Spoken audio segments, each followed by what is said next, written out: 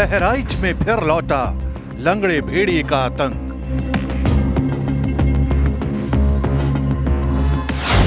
इस बार दो गुनी ताकत लेकर लौटा है आदमखोर। खूनी भेड़िए की दहशत से संगीनों के साए में बहराइच। आदमखोर भेड़िए की दहशत ने एक बार फिर पूरे इलाके को घेर लिया है। गांव वालों का दावा है कि ये वही भेड़िया है जिसने पिछले साल आतंक मचाया था। लेकिन कहानी यही नहीं है। दावा तो ये भी किया जा रहा है कि इस बार भेड़िया अपने साथ एक नए साथी को लाया है, यानी एक गैंग बनाकर भेड़िया दो गुनी ताकत से वापस आया है।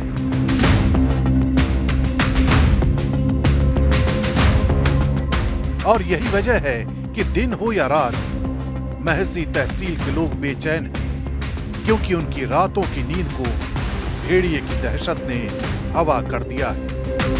एक उस आदमखोर भेड़िए को या तेंदुए को जो लगातार इस इलाके में दहशत बना हुआ है और लोगों पर हमले कर रहा है, दो मासूम बच्चों को अब तक निवाला बना चुका है, उसको तलाश करने के लिए पूरे इस इलाके से दहशत बना हुआ जो आदमखोर है वो इन्हीं गन्ने के खेतों से निकलता है।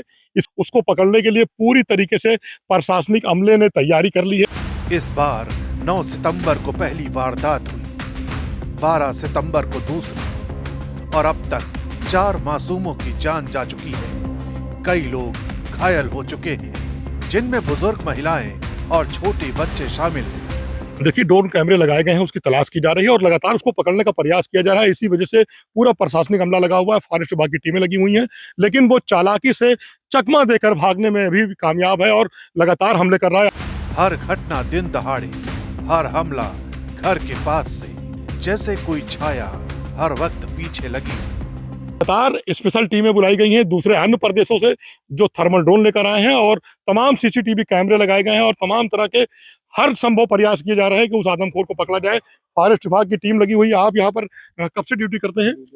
सर, सुबह से ड्यूटी कर रहे हैं और ये गांव में जागरूक भी कर रहे हैं कि थोड़ा बच्चों पे और बुजुर्गों पे थोड़ा ध्यान दीजिए, अपने बच्चों को अंदर रखिए, और जो है यहाँ पिंजरा उंजरा भी लगाया गया है, जाल वाल भी लगाया गया है। गांवों में नींद गायब है। लोग ऊंची मचान पर चारपाई डालकर रात बिताते हैं, तो कुछ लोग ट्रॉली पर सोने को मजबूर हैं। कच्चे घरों के दरवाजे बंद हो चुके हैं और हर हाथ में लाठी डंडा है। बच्चे घर के बाहर निकलने से डरते हैं। दहशत इतनी गहरी कि सुबह का सूरज भी भरोसा नहीं देता। ये शंका अगर भवा खेत में है तो दारे दारे जाल लगावागा, उसके बाद पीछे से हकवा हाकागा।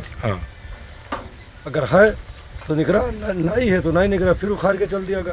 भेड़िए को पकड़ने के लिए वन विभाग ने पिंजरे लगाए हैं, बकरियां बांधी हैं, ड्रोन और सीसीटीवी तैनात किए गए हैं। 2 दर्जन टीमें खोज में लगी हैं। हर गांव में मोबाइल अलर्ट ग्रुप बने हैं।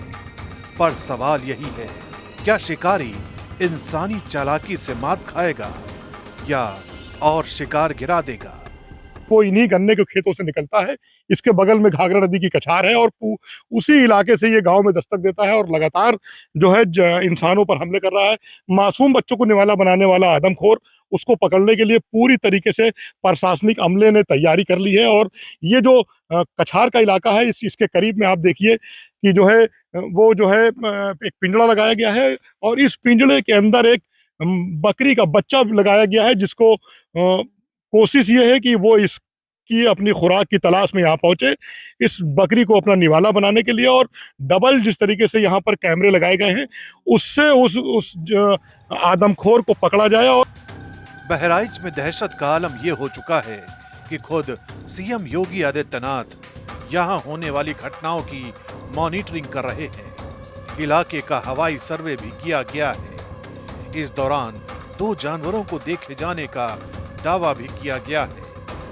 आदेश साफ है, अगर भेड़िया और उसका साथी पकड़ में ना आए तो गोली मार दी जाए। लगातार मासूम बच्चों का खून का प्यासा आदमखोर भेड़िया जो वन विभाग की पकड़ से बाहर था, अब उसे योगी आदित्यनाथ ने गोली मारने के आदेश दिए हैं, जिसके बाद बहराइच के कैसरगंज मंझला टोकरी के इलाके के लोगों ने राहत की सांस ली है कि अब वो आदमखोर जो हमारे बच्चों को निवाला बना रहा था, अब उसे अगर पकड़ नहीं पाती है फॉरेस्ट विभाग की टीम तो उसे गोली मार दी जाएगी।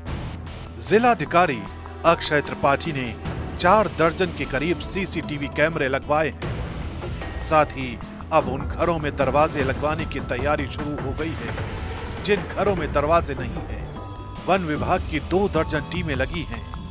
कई थर्मल ड्रोन और उसे चलाने वाले एक्सपर्ट दूसरे राज्यों से बुलाए गए हैं। इतना ही नहीं, कुछ ऐसे लोगों को भी बुलाया गया है जो जंगली जानवरों को पकड़ने में माहिर हैं। रात को जिला प्रशासन की कई गाड़ियां गश्त पर रहती हैं। कैसरगंज इलाके के कई गांव में ऐसे मोबाइल ग्रुप बनाए गए हैं जिससे दिन रात हर जगह की जानकारी एक दूसरे को मिलती रहती है और लोग एक दूसरे को हर तरह से जागरूक करते रहते हैं, क्योंकि लोगों को लगातार यही डर सता रहा है कि अगर जल्द से जल्द इस आदमखोर का अंत नहीं हुआ तो उसकी दहशत की नई कहानियां सुनने को मिलती रहेंगी।